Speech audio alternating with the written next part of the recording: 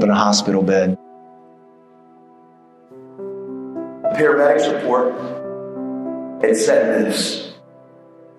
It said when they arrived on scene, that there was only one person in the vehicle, me. And that I hit the tree going anywhere from 60 to 63 miles an hour. There was no brakes. I didn't even try to stop. And when I hit that tree, that case of beer bottles that was behind her catapulted forward at impact. And that woman named Priscilla, who didn't have her seatbelt on, catapulted forward at impact. And that thing called the windshield in your car,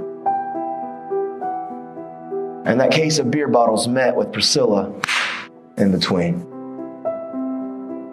And she slid down to the floorboard, and her neck rested on the middle console. So I stayed up all night that night. And you know what? The paper had read 2 lifeline in a serious accident. Took her to Parkview Hospital. Nobody would tell me if she was alive, if she was dead. I had no idea, but I knew the paper said something that morning, and if she was alive or if she passed away, the paper would probably say something the next morning. The paper man shows up at like 4 a.m. He comes driving by, everything slows down like a movie.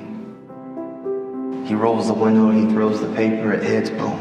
I jump up, grab it, I rip open the rubber band, I roll it open. And there's the headline.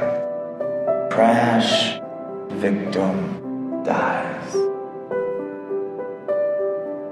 And at 23, choices and decisions that I made, Priscilla Owens lost her life.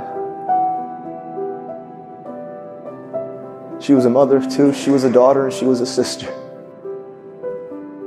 Never did I think when I was in the 5th, 6th, 7th, 8th grade that at 23, I'd be responsible for taking the life of somebody. What happened, though, is the family wanted me to contact them right after that. And I called, and what do you say to that? What do you say? I'm sorry.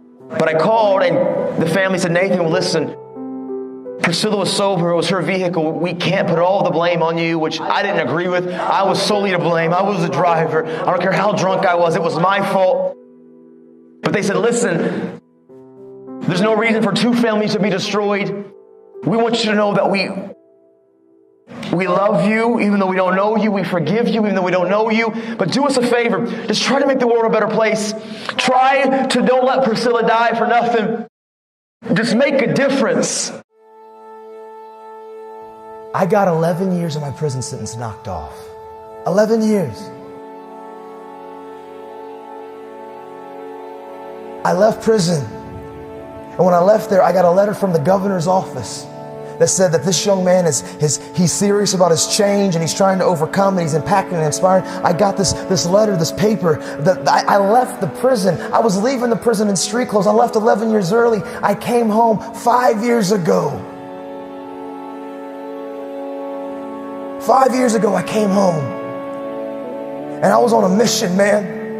And I was just a broke down dude that's just hungry, and I refuse to fail. I refuse to give up. I may make mistakes. I may do it the first time, the second time, but failure's only failure until you stop trying. Listen, some of you're afraid and you're letting fear, whatever your dream, whatever your goal, whatever it is that you want to achieve, you're letting fear paralyze you. Listen to me. You're never going to know if you can swim unless you jump in the water. You're never going to know that you can achieve your dreams or you're going to fail unless you get into the water. That's when you're going to find out if you're sinking or you're swimming. And here's the truth. Failure's only failure until you give up, man.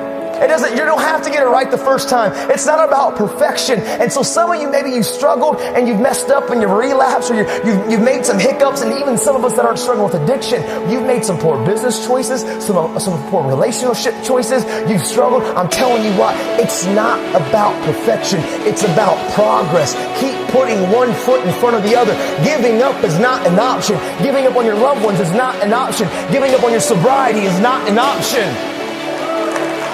It's not. I want you guys to understand, you're in the game, man. You're in the game, man. We're in this together. I refuse to believe that addiction and living a life full of drugs and bound to these thoughts and these failures is all that we have. It's not. I'm 10 years sober, and I promise I don't white knuckle it. I'm not counting the days. I'm just chasing down my dream, and I'm no different than any one of you in here. You plus God is always the majority. Period. Good choices will always have good results.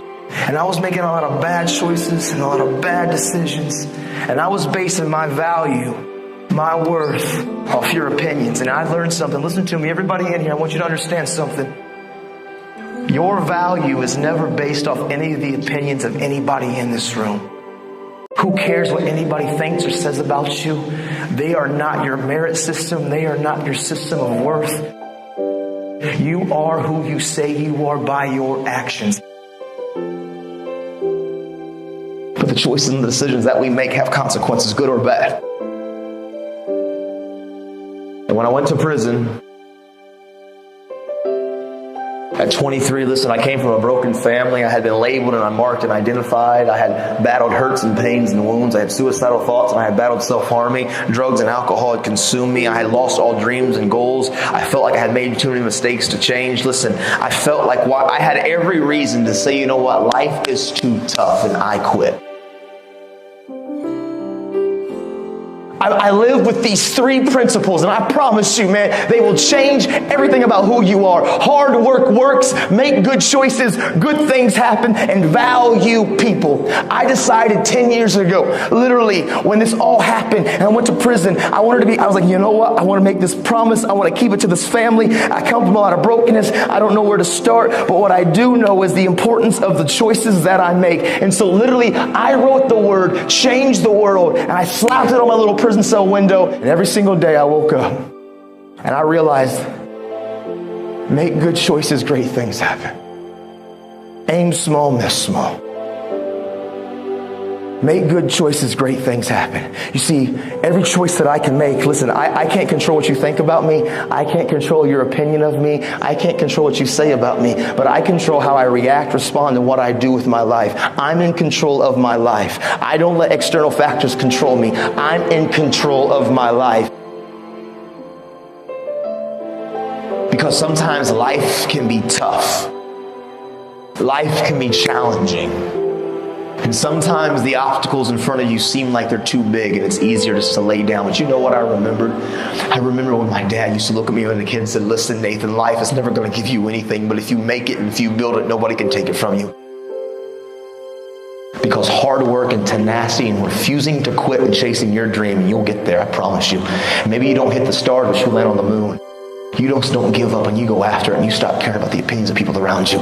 Stop blaming everybody from your hurts. Take ownership of your life. Take off your mask. Don't feed the bear. Make good choices. Be a best friend. Encourage somebody. Be a voice of hope and inspiration. This is your moment.